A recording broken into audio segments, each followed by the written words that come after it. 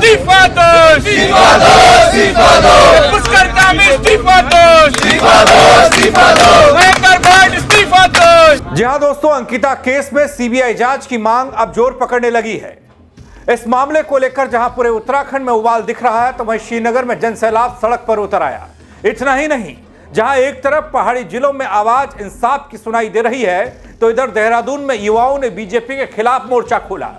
कैसे पहाड़ पर अंकिता मामले में कांग्रेस को मिला जनता का साथ, और क्यों देहरादून में डीएम ऑफिस तक में पहुंच गए प्रदर्शनकारी, बताऊंगा आपको अपने इस रिपोर्ट के जरिए पूरी खबर। नमस्कार, पहलाग में पंकज रौतेला, आप देख रहे हैं उत्तराखंड न्यूज। दोस्तों, उत्तराखंड में एक बार फिर जन आक्रोश सड़क पर फूट पड़ा है। अंकिता भंडारी मर्डर केस को लेकर लोगों का गुस्सा अब थमने का नाम नहीं ले रहा। देहरादून में हालात उस वक्त तनावपूर्ण हो गए जब न्याय की मांग करते हुए प्रदर्शनकारी डीएम कार्यालय तक पहुंच गए। सीबीआई जांच की मांग को लेकर प्रदेश भर में उबाल की तस्वीरें अब आम हो चली हैं। दोस्तों, सभी ये पूछ रहे हैं बल कि आखिर कब मिलेगा अंकिता को न्याय, और क्यों अब तक सबसे बड़े सवालों के जवाब नहीं मिले।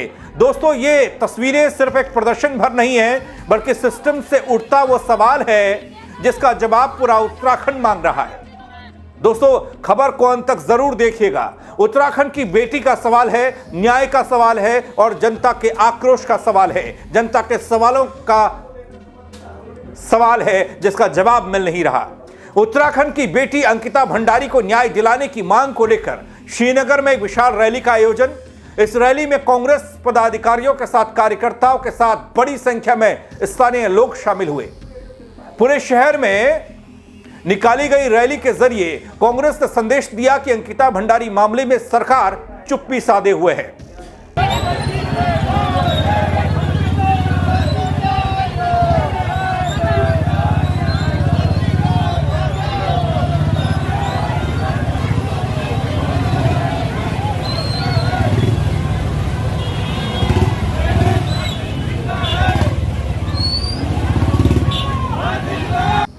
दोस्तों, रैली को संबोधित करते हुए कांग्रेस नेताओं ने कह दिया कि अंकिता भंडारी के साथ हुआ घटनाक्रम पौड़ी जिले के यमकेश्वर विधानसभा क्षेत्र का है।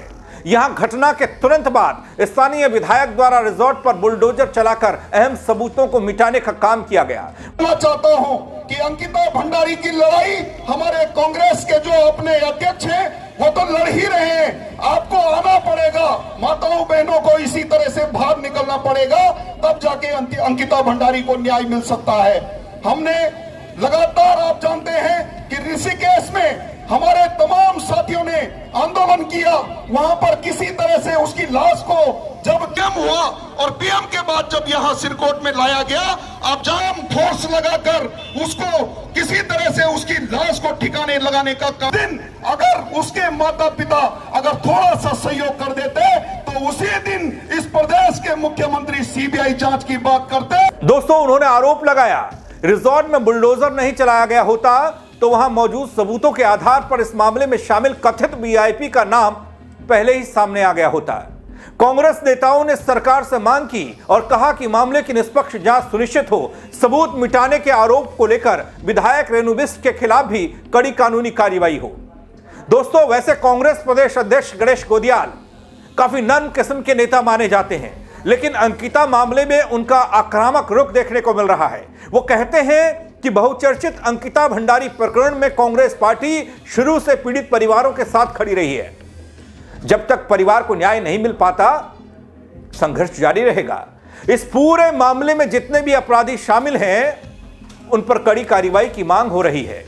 गणेश गोदियाल ने आरोप लगाया, दगड़ियों, सोशल मीडिया के माध्यम से लगातार वीआईपी से जुड़े नए नए ऑडियो और वीडियो सामने आ रहे हैं, लेकिन सरकार उनकी निष्पक्ष जांच कराने की बजाय उन्हें बचाने की कोशिश कर रही है। आप भी सुन लीजिए। पूरा प्रदेश मांग कर रहा है, सिर्फ हम नहीं, लेकिन हम मुख्य विपक्षी दल हैं और हमारा ये नैतिक कर्तव्य है कि प्रदेश में उठी एक आवाज़ को हम अपनी आवाज़ दें, उस आवाज़ को और बुलंद करें। ये जो ताज़ा रहस्योद्घाटन है, ये तो भारतीय जनता पार्टी के नेताओं की आपसी बातचीत से हुआ। हम तो पहले से इस बात को कह रहे हैं कि निश्चित रूप में इस केस में कोई वीआईपी है जिसको बचाया जा रहा है, और उसी वीआईपी को बचाने के लिए वो तमाम सबूत नष्ट किए गए। सरकार बड़ी बेशर्मी से ये बात कह रही है कि सबूत लाओ। भाई, सबूत पुलिस का काम होता है, और जब पुलिस यही काम करे, सबूत नष्ट करे, तो तब सबूत सिर्फ और सिर्फ इस रूप में मिल सकते हैं कि जिन लोगों ने वो तोड़क कार्रवाई की उन लोगों का नार्को टेस्ट होना चाहिए, तथा कथित जो 3rd डिग्री इन्वेस्टिगेशन होता है पुलिस में उनका होना चाहिए, तब वो बताएं कि कौन इसमें वीआईपी था। दोस्तों, इस पूरे घटनाक्रम पर जहां जनाक्रोश सड़क पर दिखाई दे रहा है, आम लोगों का साथ भी मिल रहा है, सामाजिक और राजनीतिक दलों का यह कहना कि बीजेपी के पूर्व विधायक की कथित पत्नी द्वारा सार्वजनिक किए गए ऑडियो और वीडियो इस बात को साफ करते हैं कि पूरे प्रकरण में शामिल वीआईपी बीजेपी से जुड़ा है। इसके बावजूद सरकार जांच से बच रही है। प्रदेश अध्यक्ष ने कह दिया, इससे सरकार की मंशा साफ झलकती है कि वह अंकिता की न्याय दिलाने की मांग को टरका रहे हैं, न्याय दिलाने के बजाय अपने लोगों को बचाने में जुटे हैं।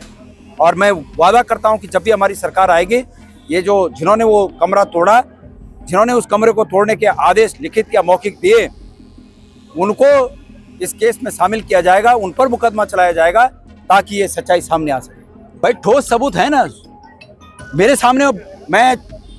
मैं मीडिया के सामने सरकार को चुनौती देता हूं कि उनका कोई भी मंत्री, उनका कोई भी अधिकारी, मुख्यमंत्री मेरे सामने मीडिया के साथ बहस में आ जाए और मैं उन्हें सबूत देता हूं कि सबूत क्या होता है। मैं देता हूं सबूत। अब जो चीजें हम कह रहे हैं उनकी पुलिस मान ही नहीं रही है। मैं ये कह रहा हूं कि जिसने सबूत नष्ट किया वो अपने आप में सबूत है, उसकी जांच हो तो पूरे सबूत आ जाएंगे। उसकी जांच करने को तैयार नहीं है, आए ना बहस में, मीडिया के सामने आए, मीडिया ट्रायल हो जाए, चाहे मुख्यमंत्री आए, उनका कोई मंत्री आए, उनका कोई अधिकारी आए, और एक नहीं 4 आए एक साथ, तो हम उनसे बात करेंगे, फिर जनता समझेगी कि सच्चाई क्या है। इधर दोस्तों, एक तस्वीर देहरादून से सामने आई। एनएसयूआई का विरोध प्रदर्शन देखने को मिला इसी मामले पर, कानून व्यवस्था के मामले पर। कार्यकर्ताओं ने देहरादून नगर निगम में पैदल मार्च निकाला, जिलाधिकारी कार्यालय देहरादून का घेराव किया। संगठन के कुछ छात्र कार्यालय के मुख्य गेट पर चढ़ गए। इस दौरान पुलिस ने उनको रोकने की कोशिश की, लेकिन एनएसयूआई के छात्र मुख्य गेट को खोलकर परिसर में घुस गए, जहां उन्होंने जमकर प्रदर्शन किया और सिटी मजिस्ट्रेट को अपनी कुछ मांगों को लेकर ज्ञापन सौंपा।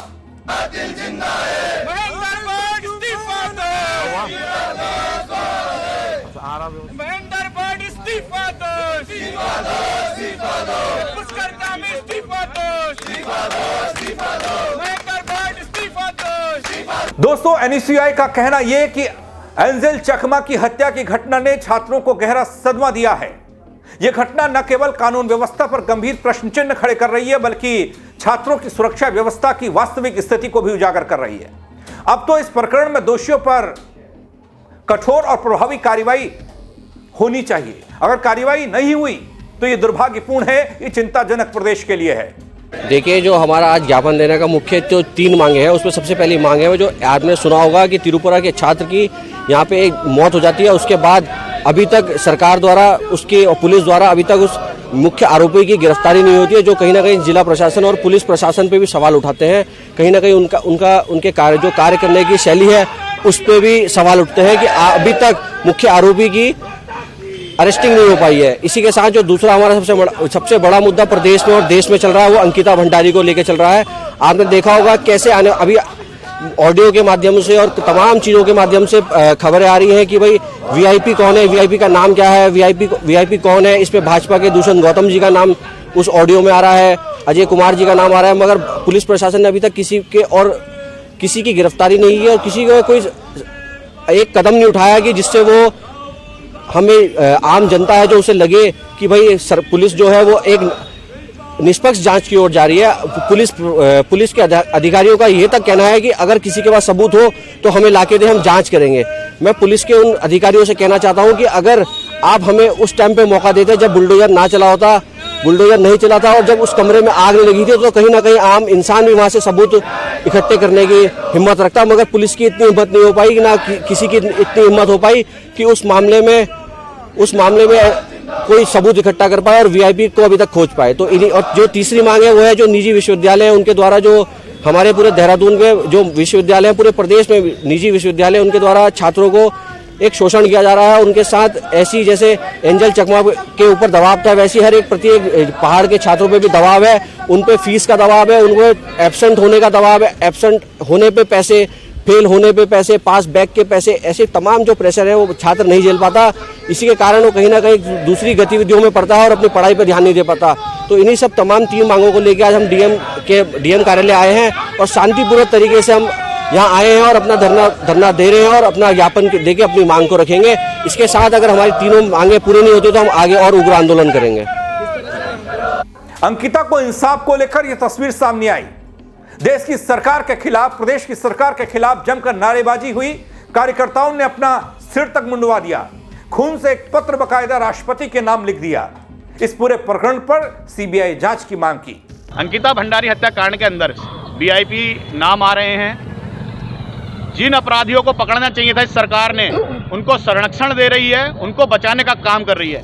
हम आज यहाँ पर अंकिता भंडारी को न्याय दिलाने के लिए, इस हत्याकांड में सीबीआई जांच करवाने के लिए हम इस जसपुर की धरती पर बैठ के यहाँ पर नीचे अपनी बहन को न्याय दिलाने के लिए यहाँ बैठे हैं इस सर्दी मौसम में। और हम आज सीबीआई जांच को मांग को रखते हुए कि सरकार सीबीआई की जांच करवाए, मैं आज और मेरे साथी आज हम सर मुंडवाने जा रहे हैं। हम अपना विरोध प्रदर्शन यहाँ दर्ज करेंगे अपना सर मुंडवाकर, और हमारे कुछ साथी अपना रक्त निकलवाकर, अपना खून निकलवाकर, और राष्ट्रपति को सीबीआई जांच मांग के लिए अपने उस खून से हम लेटर भी लिखेंगे, जिससे हमारी बात राष्ट्रपति तक जाए और इस प्रदेश के जो सरकार है, जो बहरी सरकार है, गूंगी सरकार है, और जो पुष्करधामी मौन बैठे हैं, इनके कान खुलें, इनके जो है आंखें खुलें और इस उत्तराखंड की बेटी को न्याय दे। जो अंकिता भंडारी हत्याकांड जो हुआ है उसमें सीबीआई जांच करा के उन वीआईपीओ को भी नाम उजागर करें और उनके जेल के पीछे उनको भेजने का काम करें। तो दोस्तों, साफ है कि अंकिता भंडारी मर्डर केस अब सिर्फ एक कानूनी मसला नहीं रह गया, यह पूरे उत्तराखंड की अंतरात्मा से जुड़ता सवाल बन चुका है। सड़क पर उतरता जनसैलाब, सीबीआई जांच की लगातार उठती मांग और सरकार से जवाब चाहती जनता। यह संकेत है कि लोग अब चुप रहने को तैयार नहीं हैं। जी हां, लोग अब चुप रहने को तैयार नहीं हैं। आप क्या कहेंगे इस पर? कमेंट के जरिए बताइएगा, शेयर कीजिएगा खबर को और लोग भी देख पाएं कि हो क्या रहा है। मेरे साथ जुड़ने के लिए आप सबका बहुत शुक्रिया। जय उत्तराखंड दगड़ी। अरे उत्तराखंड की बेटी को न्याय दो, न्याय दो, न्याय दो। उत्तराखंड की बेटी को न्याय दो, न्याय दो।